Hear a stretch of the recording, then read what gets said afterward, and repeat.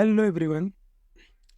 तो ये हम बात करने जा रहे हैं वेपर कंबशन साइकिल का पार्ट थर्ड है।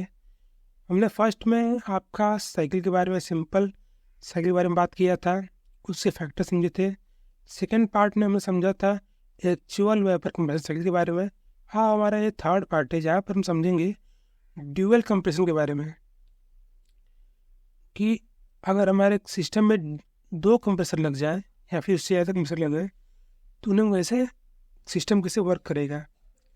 यहाँ पर हम सिर्फ दो कंप्रेसर का यूज करेंगे जिससे कि हमारा सिस्टम है वो वर्क कर रहा है। सबसे पहले जो हमारा सिस्टम है वो आप देख सकते हो। इस सिस्टम में हमारा दो कंप्रेसर लगा हुआ है, कंप्रेसर 1 एंड कंप्रेसर 2। एक कंडेंसर लगा हुआ है, यहाँ पर हमारा दो एक्सपेंशन वाल्व भी लगा हुआ है, इवापोरेटर लगा हुआ है, और एक हमारा यहाँ पर न्यू एलिमेंट लगा हुआ जो कि हमारा है फ्लैश चैम्बर। फ्लैश चैम्बर ही लगा हुआ है और इसका यहाँ पर ये पीएच ग्राफ है। तो चलिए हम इसको समझते हैं कि ये साइकिल जो सिस्टम है वर्क कैसे कर रहा है। डुअल कंप्रेसर सिस्टम जो हमारा है वो वर्क कैसे कर रहा है। तो डुअल कंप्रेसर सिस्टम में जैसे कि आपको दिखा है कि दो कंप्रेसर लगे होते हैं। अब इस दो कंप्रेसर लगाने का कारण क्या है वो आपको मैं इस ग्राफ में समझाता हूँ। देखो आप, अगर हमारा 0.4 तक जो है वो कंप्रेसर वर्क हो रहा है, ठीक है। अगर हम इसमें दो कंप्रेसर ना लगा कर सिंगल कंप्रेसर लगाएं तो जो हमारा कंप्रेसर वर्क है वो 1 से डायरेक्ट ये 4 तक ये बढ़ेगा। इस केस में क्या होगा, हमारा जो हमारा कंप्रेसर वर्क है वो काफ़ी मात्रा में इंक्रीज कर जाएगा, जिससे कि हमको इसका मेंटेनेंस करने में दिक्कत होगी। साथ ही साथ इसका जो साइज है वो बढ़ जाएगा और ज़्यादा हीट प्रोड्यूस, ज़्यादा कंप्रेसर वर्क होने के कारण, मतलब एक कंप्रेसर पे ज़्यादा लोड लगने के कारण उस कंप्रेसर में डैमेज भी आने के चांसेस ज़्यादा हो जाएंगे। इसीलिए हम यहाँ पर दो कंप्रेसर लगाते हैं। एक होता है लो प्रेशर कंप्रेसर और एक होता है हाई प्रेशर कंप्रेसर। जो हमारा कंप्रेसर फर्स्ट है ये हमारा है लो प्रेशर कंप्रेसर और जो हमारा कंप्रेसर सेकेंड है वो हमारा है हाई प्रेशर कंप्रेसर, ठीक है। तो अब हम इस सिस्टम को समझ लिया हमने कि हमने यहाँ पे दो कंप्रेसर क्यों लगाया, ठीक है। हम समझते हैं कि ये सिस्टम वर्क कैसे करती है। सबसे पहले हम, जैसा कि हमने पहले स्टार्ट किया था, कंप्रेसर से स्टार्ट करते हैं। तो कंप्रेसर फर्स्ट हमारा जो है वो हमारा इवापोरेशन के बाद जो रेफ्रिजरेंट है वो जाएगा, एंट्री लेगा, ठीक है। यहाँ पर हमारा लो प्रेशर लो टेम्परेचर जो रेफ्रिजरेंट है, लो प्रेशर क्योंकि इवापोरेटर टाइम उसका प्रेशर टेम्परेचर लो होता है, वो वेपर फॉर्म में होता है, वो जो है कंप्रेशन में, कंप्रेशन इसको वर्क करेगा यानी कि इसको कंप्रेस करेगा और यहाँ से वहाँ निकलेगा पॉइंट नंबर 2 पे वह जो निकलेगा वो होगा हमारा आइसेंट्रोपिक कंप्रेशन, यानी कि वो कंप्रेस एयर होगा, उसका प्रेशर जो टेम्परेचर होगा वो इंक्रीज होगा रहेगा, ठीक है। तो इसमें जूम कर दिया है, अब समझो। देखो कंप्रेसर में हमारा गया low pressure low temperature compressor गया, कंप्रेसर ने अपना वर्क किया और कंप्रेसर के वर्क करने के बाद हमको मिला high pressure high temperature refrigerant मिला। अब रेफ्रिजरेंट आपका जाता है इस फ्लैश चैम्बर में। इस फ्लैश चैम्बर में क्या होता है कि इस फ्लैश चैम्बर में आपका लिक्विड रेफ्रिजरेंट भरा होता है। लिक्विड रेफ्रिजरेंट काम क्या होता है कि ये as a cooling device use कर सकता है। मतलब कहने का मतलब क्या है कि ये इसके जो टेम्परेचर है वो उसको डिक्रीज करता है। हम डिक्रीज कैसे करता है कि ये लिक्विड रेफ्रिजरेंट है और ये वेपर रेफ्रिजरेंट की अपेक्षा इसका टेम्परेचर थोड़ा लो होगा। साथ ही जो इसकी में हीट होगी, लेटेंट हीट होगी, वो वेपर की कंप्रेशन में कम होगी। तो जब यहाँ से आपका कंप्रेस्ड वेपर फ्लैश चैम्बर में आएगा तो इसकी जो हीट होगी वो ट्रांसफ़र होगी लिक्विड रेफ्रिजरेंट में और यहाँ से हमारा जो है जो उसका टेम्परेचर है वो कंप्रेसर रेफ्रिजरेंट का वो रिड्यूस होगा और फिर से ये जो रेफ्रिजरेंट है, लिक्विड रेफ्रिजरेंट है, वो भी वेपर फॉर्म में चेंज होगा, जिससे कि हमारा जो अमाउंट है वेपर का वो इंक्रीज हो जाएगा। प्रेशर रिड्यूस हुआ, टेम्परेचर रिड्यूस हुआ और जो हमारा ये अमाउंट है, मतलब मास है जो रेफ्रिजरेंट का, वो इंक्रीज जाएगा। तो अगर हम माने कि हमारा m1 मास का जो वेपर रेफ्रिजरेंट है वो कंप्रेशन में आया, फिर वो कंप्रेस हुआ, तो यहाँ पर हमको जब रेफ्रिजरेंट बाहर निकला तो वो हो जाएगा m2 मास का। अब m2 मास का रेफ्रिजरेंट हमारा इसका फ्लैश चैम्बर से बाहर निकला, इसके बाद गया कंप्रेसर 2 में। ये हमारा हाई प्रेशर कंप्रेसर, इसने फिर से कंप्रेस किया और फिर यहाँ से हमको high pressure high temperature compressor मिला 0.4 पे। आप ग्राफ में देखो 1 से 2 आपका कंप्रेशन हुआ कंप्रेशन फर्स्ट के द्वारा, फिर 2 से 3 आपका क्या हो रहा है, प्रेशर में टेम्परेचर में चेंज आ रहा है, यानी कि टेम्परेचर उसका लो हो रहा है। लो क्यों हो रहा है? क्योंकि इस फ्लैश चैम्बर में लिक्विड रेफ्रिजरेंट जो है वो वेपर में कन्वर्ट हो रहा है और इसकी हीट लेकर, ठीक है। तो 2 से 3 में टेम्परेचर में लो हुआ, फिर 3 से 4 में क्या हुआ कि हमारा जो सेकेंड कंप्रेसर था उसने वर्क किया, तो हमारा फिर से ये टेम्परेचर और प्रेशर इंक्रीज किया, ठीक है। टेम्परेचर इंक्रीज किया। अब 0.4 से 5 में, अब देखो 4 से 5 में हमारा कंडेंसर लगा हुआ है, तो कंडेंसर क्या करेगा, उसको कंडेंस करेगा। तो अब जो हम डुअल कंप्रेसर लगा चुके हैं ये पहले से ही सुपर हीटेड स्टेट में है। 0.2 पे भी सुपर हीटेड स्टेट में था, लेकिन फ्लैश चैम्बर में गया तो वो ड्राई सैचुरेटेड हो गया, फिर 4 में हो गया सुपर हीटेड स्टेट में। अब 4 से 5 में जब हम उसको भेजेंगे तो यहाँ पर क्या होगा कि कंडेंसर वर्क उसको कंडेंस करेगा, यानी कि यहाँ से उसका जो हीट है वो बाहर निकलेगी, यहाँ से हीट का रिजेक्शन होगा, ठीक है। 3 से 4 में आपका हीट का रिजेक्शन हो रहा है। अब 0.5 के बाद देखो तो 5 से एक आ रहा है 7 और एक आ रहा है 0.5 से 6। अब यहाँ पर हमने 2 एक्सपेंशन वाल्व लगाए हुए हैं, एक ही एक्सपेंशन वाल्व फर्स्ट और एक ही एक्सपेंशन वाल्व सेकंड। अगर आप चाहे इसको तो ये यहाँ भी ले सकता था, इसके बाद ये लग के यहाँ से ये था, ये हट सकता था, आपके ऊपर है। ये जो आप नेक्स्ट सिस्टम यहाँ रखे है, इसके फ्लैश चैम्बर के बाद ही एक्सपेंशन वाल्व लग गया है, ठीक है।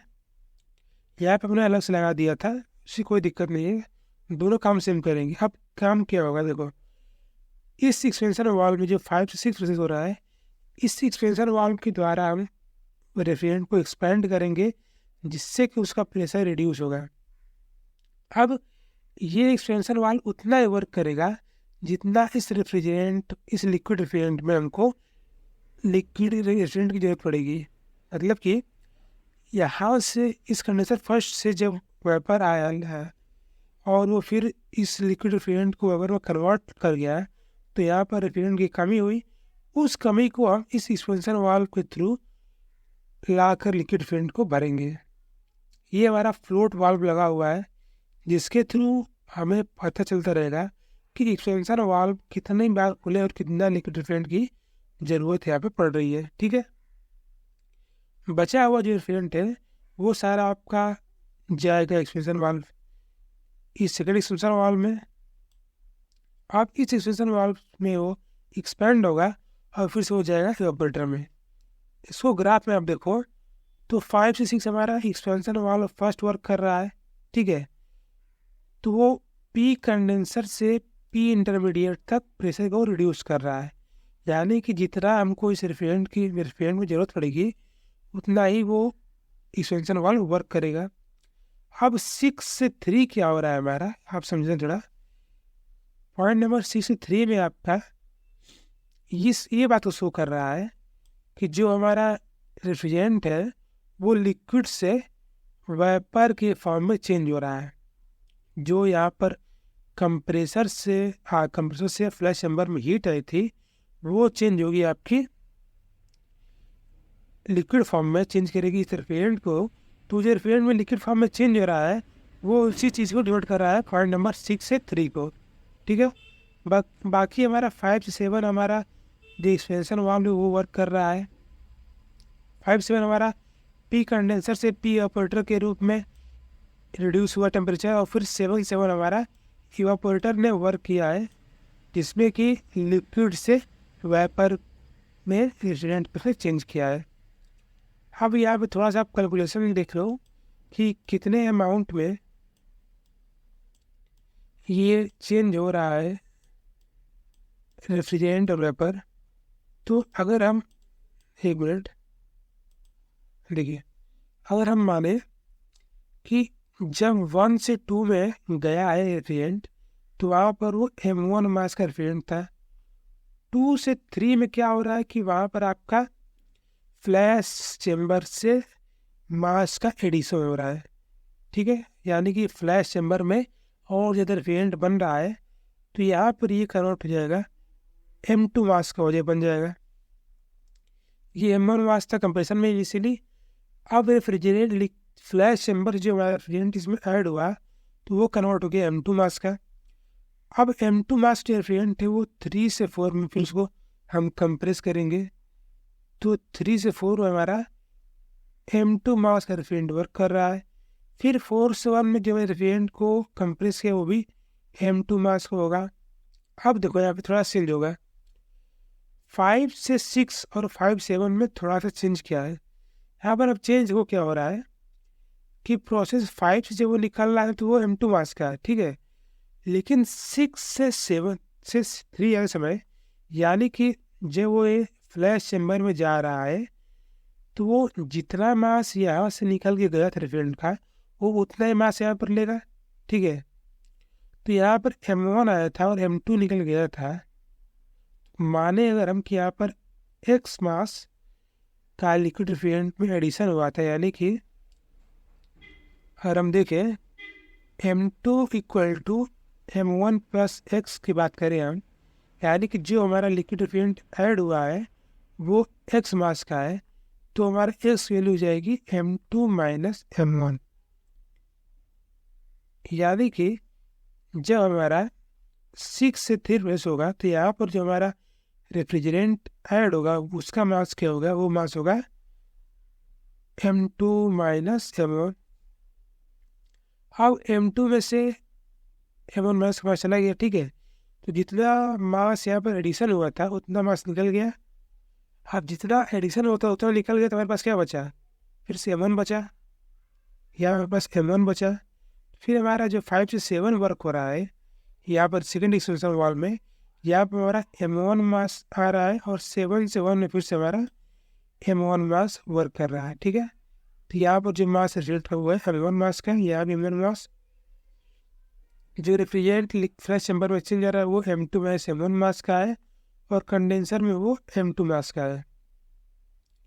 ये सिंपल सा आपका डुअल कंप्रेसर सिस्टम हो गया जब हमने फ्लैश चैम्बर लगाया, ठीक है। अब इसका अगला केस हम देखें तो इसके अगले केस में आप देखो तो हमने फ्लैश गैस रिमूवर लगाया है और इससे ग्राफ में चेंज आया। ग्राफ में चेंज क्या हुआ आप देखो तो यहाँ पर क्या हो रहा था कि कंप्रेशन 1 के बाद सारा जो रेफ्रिजरेंट था वो फ्लैश चैम्बर में आ रहा था, फिर कंप्रेसर 2 में जा रहा था। लेकिन यहाँ पर क्या होगा कि वो कंप्रेशन 1 के बाद डायरेक्ट चला जाएगा कंप्रेशन 2 में और फ्लैश चैम्बर से जो गैस है वो जाके इस लाइन में ऐड होगी, ठीक है, इस लाइन में जुड़ेगी। तो अगर हम ग्राफ देखें तो हमारा 1 से 2 ये हमारा 0.2 है, ठीक है, थोड़ा सा हाँ देखो ये 0.2 है। तो 1 से 2 हमारा कंप्रेशन 1 ने वर्क किया, कंप्रेस किया तो उसका प्रेशर और टेम्परेचर इंक्रीज किया। अब 2 से 4 प्रोसेस में पहले क्या हो रहा था कि वो सुपर हीटेड स्टेट में गया 2 पे तो डायरेक्ट चला गया आपका ड्राई स्टेट में। लेकिन यहाँ पर क्या हो रहा है कि वो 2 से 3 जाने के बाद फिर से वो थोड़ा सा इंक्रीज कर रहा है, 4 में आ रहा है। अब ऐसा क्यों हो रहा है, ऐसा आप समझो, 2 से 4 जा रहा है कंप्रेसर सेकेंड में और यहाँ से 3 से आपका रेफ्रिजरेंट का एंट्री हो रही है।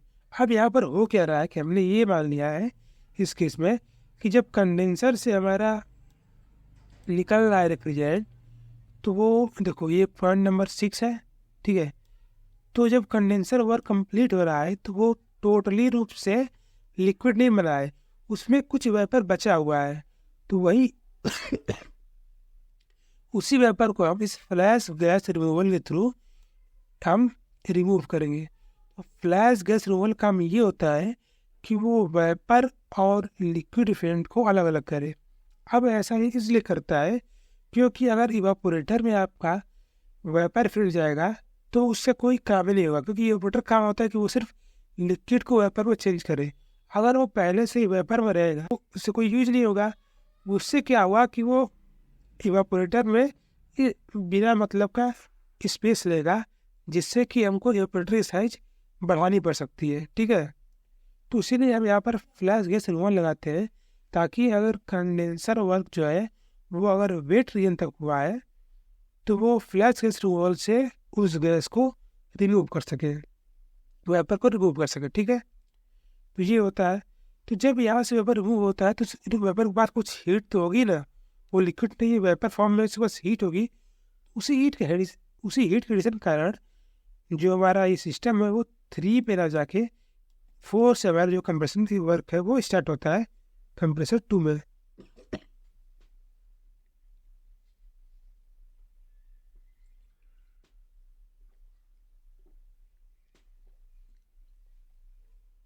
तो आप देखो 4 से 5 पे हमारा सेकेंड कंप्रेसर ने वर्क किया और 5 भी फिर वो सुपर हीटेड स्टेट में पहुंचा।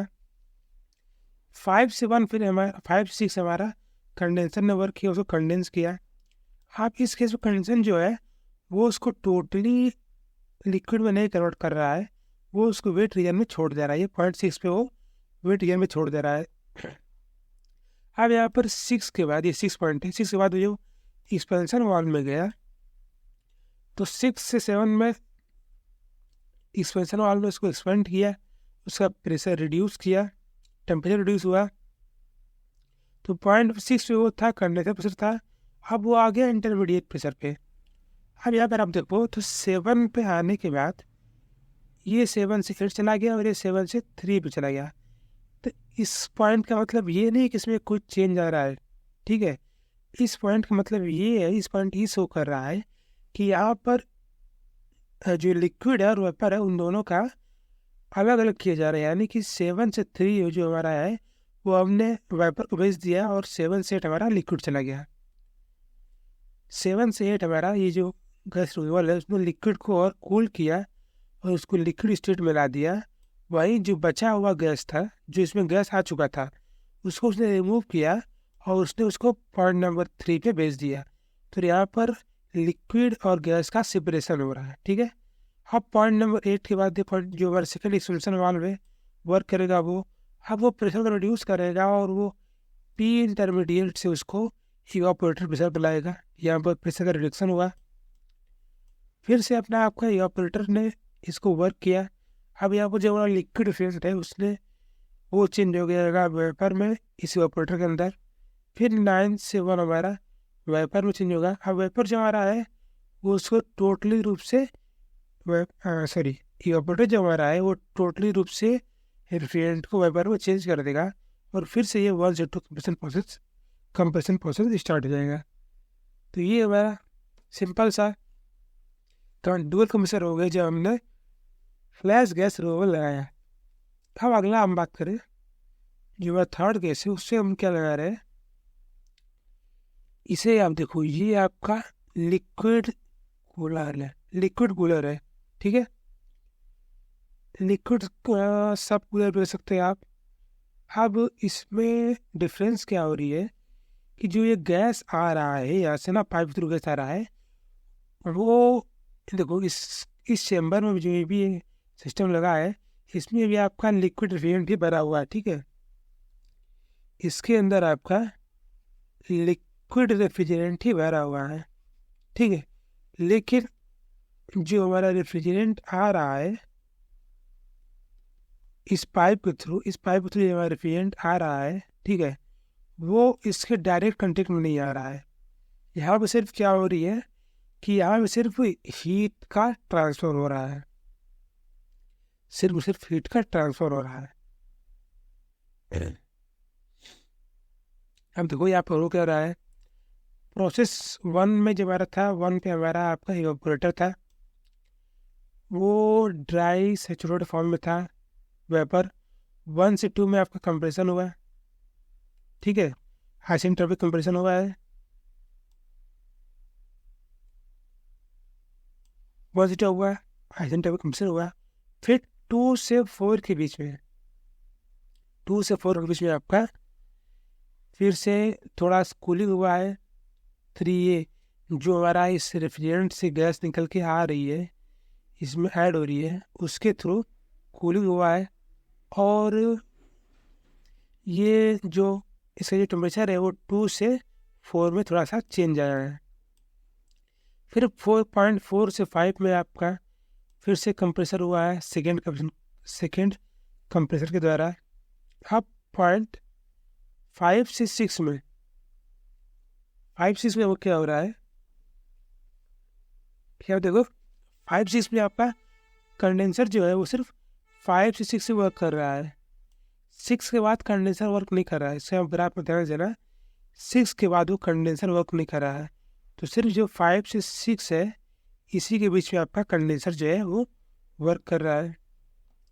6 के बाद क्या हो रहा है कि देखो एक यहाँ पर लगा हुआ है एक्सपेंशन वाल्व, यहाँ पर लगा हुआ है, और एक यहाँ पर लगा हुआ है सेकंड एक्सपेंशन वाल्व।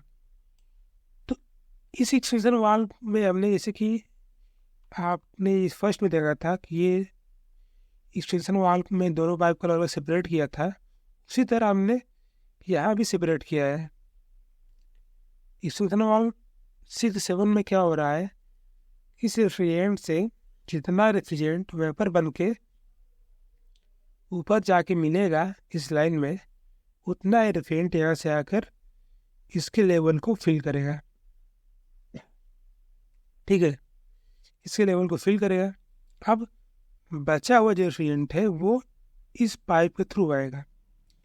अब यहाँ पर लिक्विड रेफ्रिजरेंट वो ठंडा करेगा इस जो यहाँ से रेफ्रिजरेंट आ रही है उसको ठंडा करेगा। तो आप देखो 6 से 7 में कंडेंसर प्रेशर से इंटरमीडिएट प्रेशर पे आपका जो चेंज है वो हुआ है, कंडेंसर से इवेपोरेटर प्रेशर में चेंज हुआ है एक्सपेंशन वाल्व फर्स्ट के द्वारा, ठीक है। और फिर 7 से 3 आपका हो गया है एडिशन, इस कंप्रेसर वर्क में जो रेफ्रिजरेंट जा रही है इस पाइप में, वहाँ पर इसका एडिशन हो गया है, ठीक है। तो ये 6-7 आपका एडिशन हो गया। अब मान लेते हैं कि हम 20% जो है वो इस रेफ्रिजरेंट को लिक्विड रेफ्रिजरेंट, ये वो आपका लिक्विड सब कूलर है, इसको फिल करने के लिए चला गया। बचा हुआ 80% जो है वो फिर से इसके थ्रू ही ट्रांसफ़र करेगा।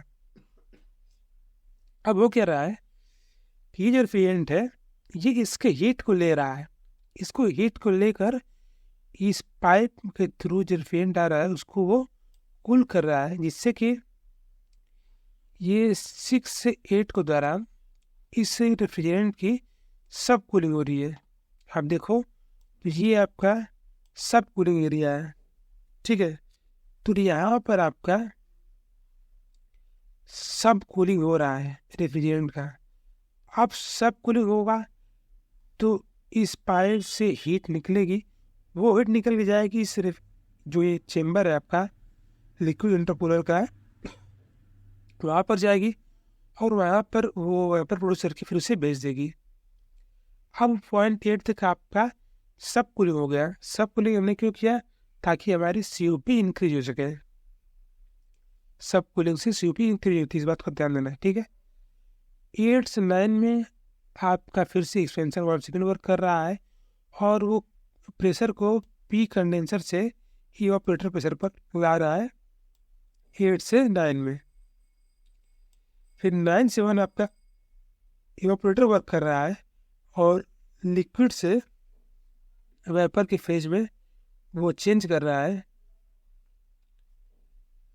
रेफ्रिजरेंट को, और फिर से साइकिल चलने लग रही है। तो 9 से 1 आपका हो गया इवेपोरेटर वर्क। फिर वो 1% पर ला के वो ड्राई सैचुरेटेड वेपर ला के उसने वर्क करा दिया। अब जो हमारा डुअल कंप्रेसर का लास्ट केस है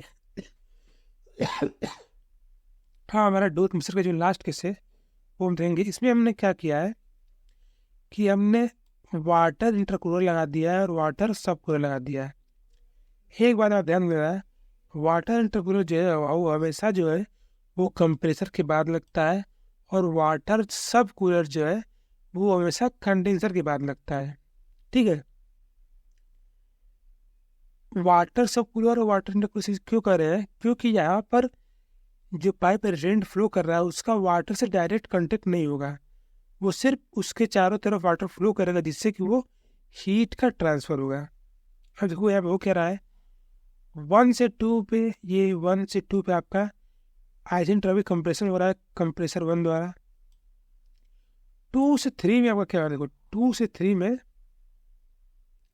वाटर इंटरकूलर जो है, जो मेरा वाटर इंटरकूलर है वो वर्क कर रहा है। वाटर इंटरकूलर में होता क्या है कि यहाँ पर आप देखो जो ये आपकी रेन पाइप फ्लो कर रही है, तो यहाँ पर एक पाइप के थ्रू हम इसमें कोल्ड वाटर को फ्लो कराते हैं, जिससे कि यहाँ पर इसका जो टेम्परेचर है वो कम होता है हीट के ट्रांसफर के साथ। ठीक है, तो हीट के ट्रांसफर के कारण यहाँ पे टेम्परेचर कम हो गया।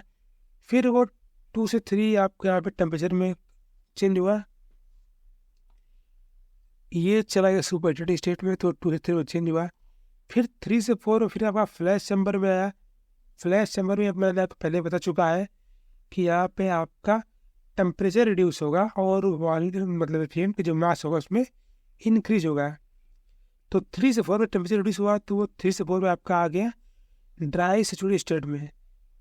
अच्छा, यहाँ पर आप थोड़ा देखो और इसको आप जूम करो थोड़ा सा इस ग्राफ को, तो यहाँ पे आप देखोगे कि जो पॉइंट नंबर 4 है, सो एक मिनट, पॉइंट नंबर 4 है वो एग्जैक्टली इस वेपर लाइन पे नहीं, ये हल्का थोड़ा सा आगे रहेगा, ये हल्का थोड़ा सा आगे। ये इस बात को शो कर रहा है कि जब हमारा जो इवापोरेटर वाटर जो फ्रेश चैम्बर से हमारी जो गैस निकल रही है वो पूरी तरह से ड्राई स्टेट फॉर्म में नहीं आ रही है। ठीक है, ये इस बात शो कर रहा था। हाफ 4 से 5 में हमारा हाई प्रेशर कंप्रेसर जो कंप्रेसर 2 हमारा है वो वर्क करेगा, फिर इसको 0.5 पर वो कंप्रेस करेगा सुपर हीटेड स्टेट में।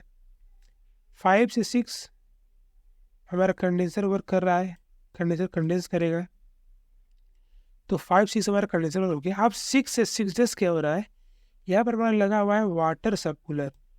वाटर सब कूलर फिर से वो इस तरह वाटर इंटरकूलर तरह होता है, इसमें पाइप के थ्रू हम कोल्ड वाटर को मूव कराते हैं इससे कि हीट का ट्रांसफर हो। तो इससे क्या होगा कि 6 से 6 डेज में आपका सब कूलिंग होगा। यहाँ पर आपका सब कूलिंग हो रहा है 6 से 6 डेज में। ठीक है, जिससे कि हमारी सिस्टम की COP बढ़ जाएगी। अब 6 डेज 7 में आपका एक्सपेंशन वाल्व लगा हुआ है, ये एक्सपेंशन वाल्व जो है वो उसको एक्सपेंड करेगा और 0.7 पे ला के उसको वो टेम्परेचर को इंटरमीडिएट टेम्परेचर तक लाएगा। कंडेंसर प्रेशर से इंटरमीडिएट प्रेशर पर ला दिया।